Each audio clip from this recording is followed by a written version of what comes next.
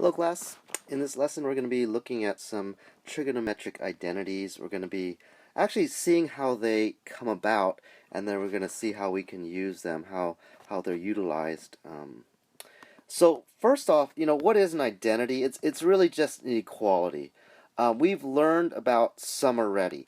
Cosecant is the 1 over sine. Secant is 1 over cosine. Cotangent is 1 over tangent. They call these the reciprocal identities. We've learned about these already.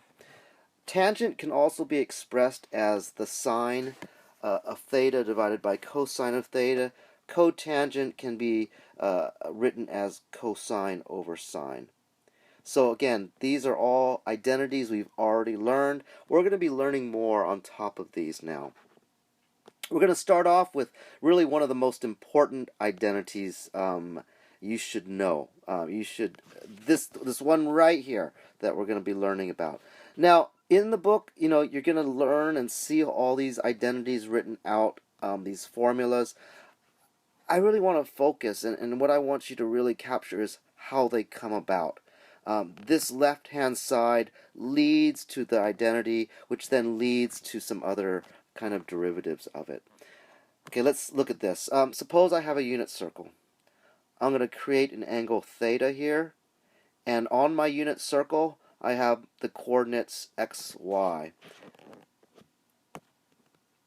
The unit circle has, a radius of 1. The leg here of this right triangle has the length x, the height is y, and we can use Pythagorean's theorem to say that x squared plus y squared is equal to 1. But we know that x is the cosine, we know that y is the sine, so we could actually write this as cosine squared plus sine squared is equal to 1.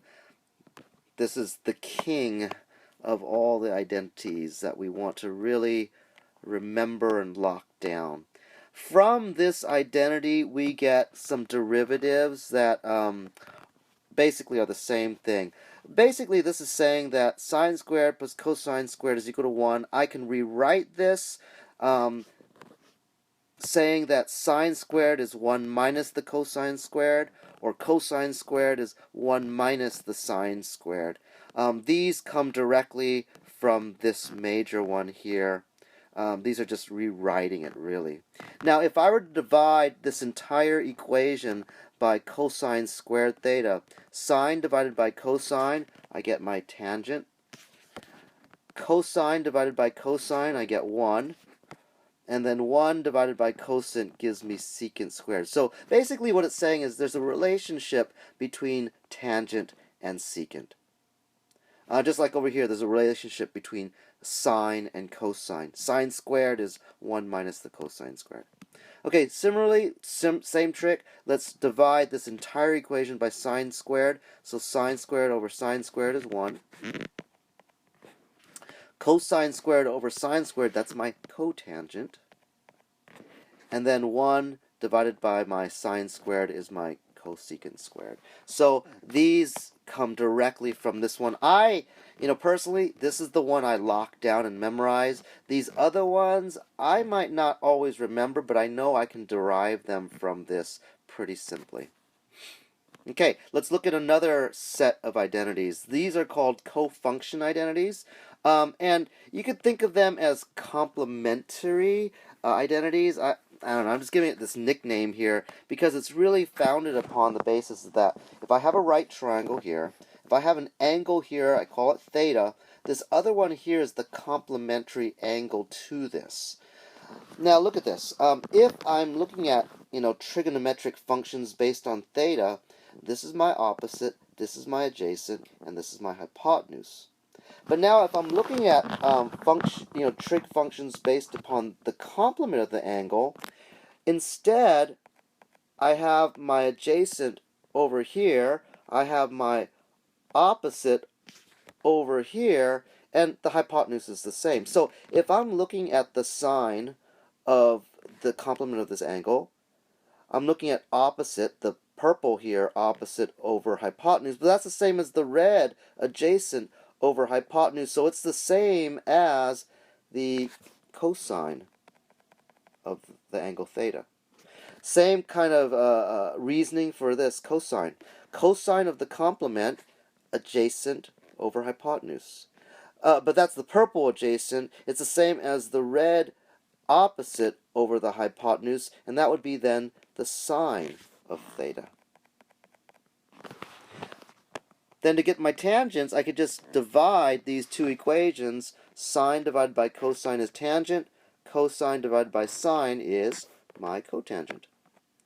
Then I just take the reciprocal of both sides of these, basically kind of flip them upside down, and I get the cotangent of the complement angle is equal to the tangent of the angle.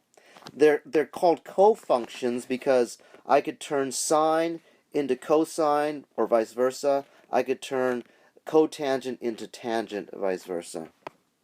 Very nice, useful identities there. Okay, the last set of identities that we're going to be looking at are the negative angles. What is sine negative theta? What is cosine negative theta? What's tangent negative theta? Now, it might seem like, oh, I could just do sine of negative theta, theta, and maybe I could just pull out the negative sign. Maybe, maybe not. It's not just a general rule. We've got to actually see what really falls out here. Let's consider an angle. I'm going to call it theta. I'm going to look at kind of a unit circle, x and y, so this would be my cosine and sine.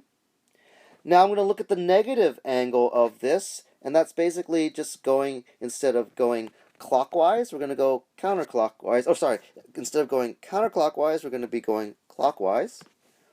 So this is my negative theta. And you see the x-coordinate is the same, but the y-coordinate changed. So this x value here is my cosine negative theta. This coordinate here is my sine of negative theta, which happens to be negative y. So sine of negative theta is negative y, which is the opposite of my sine theta. So in this case, yeah, the negative sign kind of, you could think of it, comes out, but it really doesn't come out. It really is that sine of negative theta is the same as the negative of sine theta. You know, basically it's saying that the y values kind of flipped. Cosine, though, let's look at cosine. Cosine of negative theta is x, but that's the same as this. That's the same as cosine of theta. So interesting. Cosine negative theta is the same as cosine theta. Now to get tangent theta, let's just divide here. Sine divided by cosine is tangent. Sine divided by cosine negative here, negative tangent. Okay. So let's see how we can use the identities. There's a variety of ways in which they are useful. One is just evaluating some values here. Sine of theta is 2/5. Let's find the cosine of it. Now, we learned ways of doing this already, but here's an alternative. Let's start with the identity.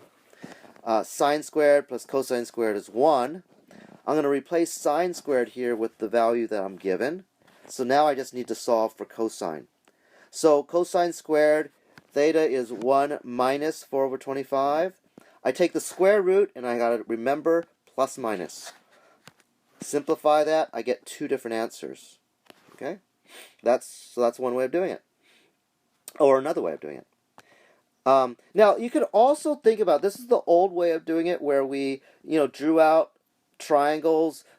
Sine theta means, I could have this 2 divided by 5, or it could be over in this quadrant, 2 divided by 5. In this case, we have either a negative value for the x or a positive value of the x, and that corresponds to our plus-minus solution over here.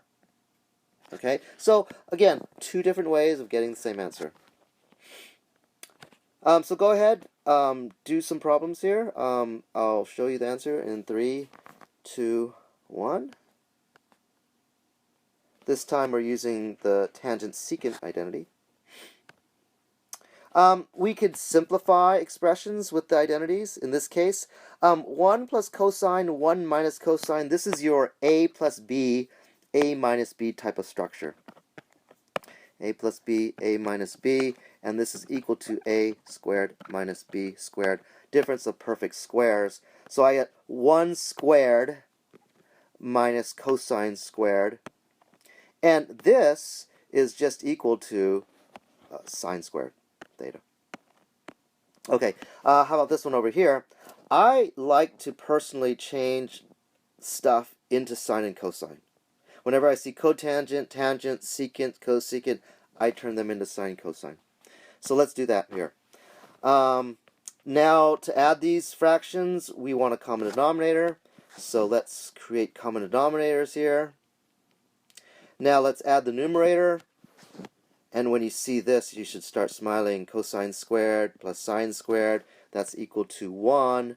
And now I'm going to turn this back into cosecant, secant. Okay, so again, some examples for you to, or some problems to do. 3, 2, 1.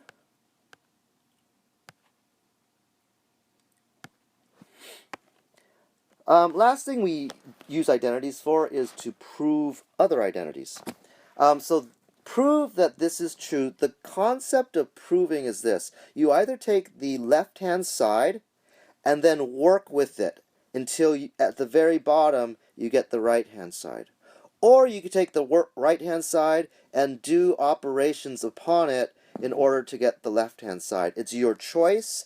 There's no right or wrong. Sometimes you just think that one side's easier than the other. In this case, we're going to start with the left-hand side and try to make it into the right-hand side. So in this case here, I'm going to do a little trick where I multiply by the secant plus tangent. You know, this is a minus b, a plus b, and I'm going to get my difference of perfect squares here. When I do that, I get secant squared minus tangent squared on the bottom, on my denominator, but this is one of my identities. This is equal to 1. And so then I'm left with just secant theta plus tangent theta, which is what I'm trying to get to. Okay, here's another one. This one's actually a little easier. Sine over cosecant plus cosecant over secant. Prove that it's 1. In this case, it's hard to start from the right-hand side. It's actually much easier to start from the left-hand side. We're going to do that again. I like to turn all my secants and cosecants into sines and cosines. So that's the first step, just using the reciprocal identity. Now this is sine squared. Sine divided by 1 over sine squared is sine squared. And cosine square, or cosine x over 1 over cosine x is going to be cosine squared x. But this is our very familiar identity, which gives us the value 1. And so we're done with the proof at this point. Okay, so try out these last problems. I'll show the answer in 3, 2, 1. Okay, that's the lesson for today. Have a good day.